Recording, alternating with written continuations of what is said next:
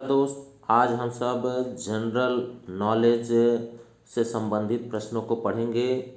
इसमें कुछ महत्वपूर्ण प्रश्न लेकर के आए हैं हम आपके लिए। तो चलिए स्टार्ट करते हैं। पहला प्रश्न,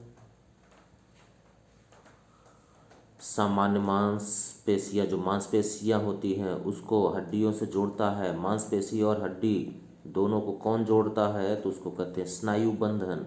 अगला प्रश्न, मांसपेशियों की क्रिया से उत्पन्न बल को क्या कहा जाता है? जो हम कार्य करते हैं तो हमारे बल को क्या कहा जाता है? उसको कहते हैं पेशी बल। अगला प्रश्न, मानव शरीर के पीयूष ग्रंथिका होती है, तो पीयूष ग्रंथिका कहाँ होती है? तो यह होती है मस्तिष्क में। अगला प्रश्न, उपकला ऊतक को क्या कहा जाता है? तो उपकला ऊतक को संरक्षित ऊतक भी कहा जाता है। अगला प्रश्न, पुरुषों में वृषण को शरीर के बाहर क्यों होता है? तो मनुष्य का जो शरीर होता है उसका टेम्परेचर लगभग 37 डिग्री सेंटीग्रेड होता है, लेकिन जो शुक्राणु बनते हैं उसके लिए 2 डिग्री सेंटीग्रेड तापमान चाहिए, इसीलिए वह बाहर होता है। अर्थात शुक्राणु निर्माण के लिए सामान्य शरीर के तापमान की तुलना में कम तापमान की आवश्यकता होती है। तो ये सत्य है। अगला प्रश्न, निषेचन के पश्चात निर्मित एकल कोशिका क्या कहलाती है? जब निषेचन हो जाता है तब कोशिका जो तैयार होती है उसको कहा जाता है युग्मनज। अगला प्रश्न, मानव शरीर में आधारभूत निर्माण इकाई होती है, तो शरीर निर्माण के लिए जो कोशिका होती है उसी को इकाई कहा जाता है कि क्रियात्मक संरचनात्मक इकाई कोशिका होती है शरीर के लिए। अगला प्रश्न, निम्न में से कौन सा रोग प्लाज्मोडियम परजीवी के कारण होता है? तो मलेरिया होता है। अगला प्रश्न,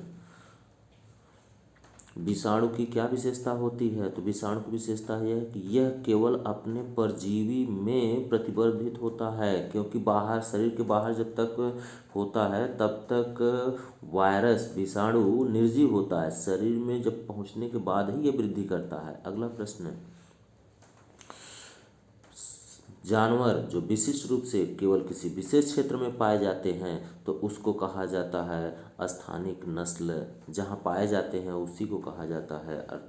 अगला प्रश्न, निम्नलिखित में से कौन रंध्रों के बंद होने और पत्तियों के गिरने में मदद करता है? तो ऐसा क्या होता है? कौन सा अम्ल? एब्सिसिक अम्ल होता है। मानव शरीर में पसलियों की संख्या कितनी होती है? तो 24 होती है पसलियाँ। और जोड़ी में कितने होते हैं? 12। ये काम क्या करते हैं? तो ये हमारे हृदय, फेफड़ा, यकृत, शरीर के भीतरी भागों के क्या जो कोमल अंग होते हैं उसकी रक्षा करती हैं। अगला प्रश्न,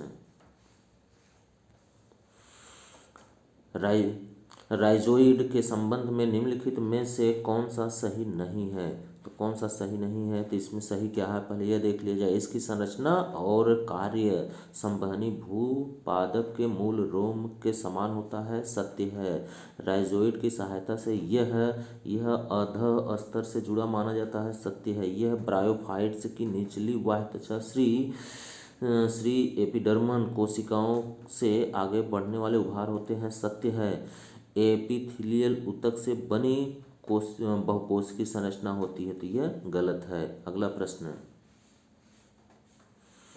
जांघ में पाई जाने वाली हड्डी को क्या कहा जाता है? जो सबसे बड़ी हड्डी होती है उसको फीमर हड्डी कहा जाता है। सबसे छोटी शरीर की पूछा जाए तो वह है स्टेपिस, जो कि कान में पाई जाती है। अगला प्रश्न, सामान्य मनुष्य का तापमान क्या होता है? तो 36.9 डिग्री सेंटीग्रेड होता है, लगभग 37 डिग्री सेंटीग्रेड। अगर फ़ारेनहाइट में पूछा जाए तो फ़ारेनहाइट में 98.6 फ़ारेनहाइट होता है। अगला प्रश्न, पौधे में लचीलापन प्रदान करने वाले अस्थायी ऊतक को क्या कहा जाता है? तो लचीला प्रदान करने को कॉलेन काइमा कहा जाता है उसको। अगला प्रश्न, बीसीजी टीके का प्रयोग किसके विरुद्ध प्रतिरक्षा में होता है?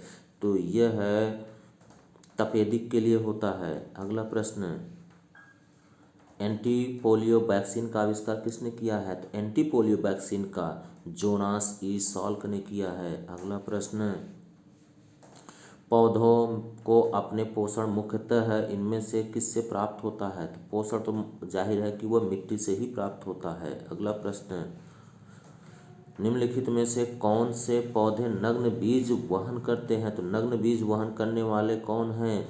जिम्नोस्पर्म हैं। अगला प्रश्न, जिस विटामिन के अभाव में स्कर्वी होता है वह है, तो उसको कहा जाता है विटामिन सी।